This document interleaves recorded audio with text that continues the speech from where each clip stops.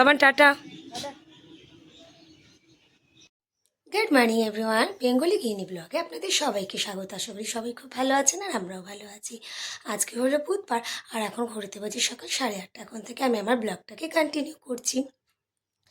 আজকে মানে মেজদির আসবে, মানে আমার মেজো ননদ আসবে, তার জন্যই আর কি একটু তাড়াহুড়ো চলছে। কাজবাজ এখনও কিচ্ছু শুরু করিনি।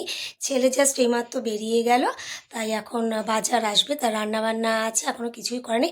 তাই আগে ফার্স্টে ঘরটা পরিষ্কার করে নিই, না হলে আবার দেরি হয়ে যাবে, ওরা চলে আসবে। আবার ছেলের স্কুলেও তো যেহেতু আমাকে আনতে যেতে হবে, তার জন্য কাজবাজ করে চটপট করে সেরে নিই। এই যে আমার বেড ক্লিন করা হয়ে গেছে, কুট্টুসের বেডটাও পরিষ্কার করে দিয়েছি। আর এই যে প্লেনটা রেখে গেছে পিপিদের দেখাবার জন্য আমার ছেলে।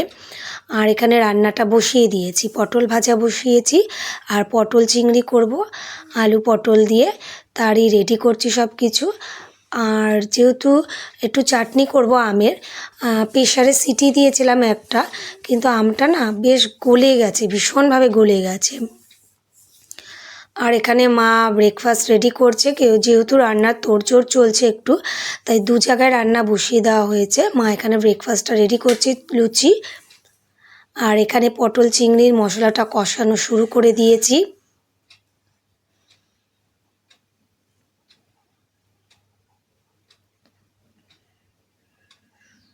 আর এই যে ভাত বসে গেছে, মাছ ভাজা হয়ে গেছে। আর এই যে দিদিরা চলে এসে একটুখানি আমরা দাঁড়িয়ে গল্প করছি। এখানে দিদি, জামাইবাবু আর দিদির মেয়ে নানু, আমরা সবাই মিলে বসে আর কি কখনো বসে ঘুরে এরকম আর কি করে আর কি গল্প করছি। আর ভিডিও করতে তো নানু একদমই পছন্দ করে না, সেটাই বলছে আর কি। আর এই যে দুপুরবেলা খাওয়া দাওয়ার পরে আমরা সবাই জমিয়ে বেশ গল্প করতে এখানে বসে গেছি। এই যে দিদিরা চলে গেছে এখন, এই খানিকক্ষণ আগেই গেল।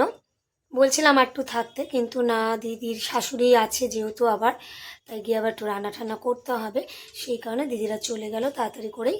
আর এই যে তাই এখন ছেলেকে নিয়ে একটু পড়াতে বসেছি, কিন্তু ইচ্ছা কিন্তু করছে না একটুকু পড়তে। বলছে যে কি পড়বো, মানে একটু খেলতে পারলেই ভালো হয়। যে হাসছি আবার। তো যাই হোক, জোর জার করে পড়াতে হচ্ছে আর কি। তো পড়িয়ে নিই, কারণ স্কুল আছে, স্কুলে টাস্কগুলো কী হবে না পড়লে পরে, তাই একটু পড়িয়ে নিই।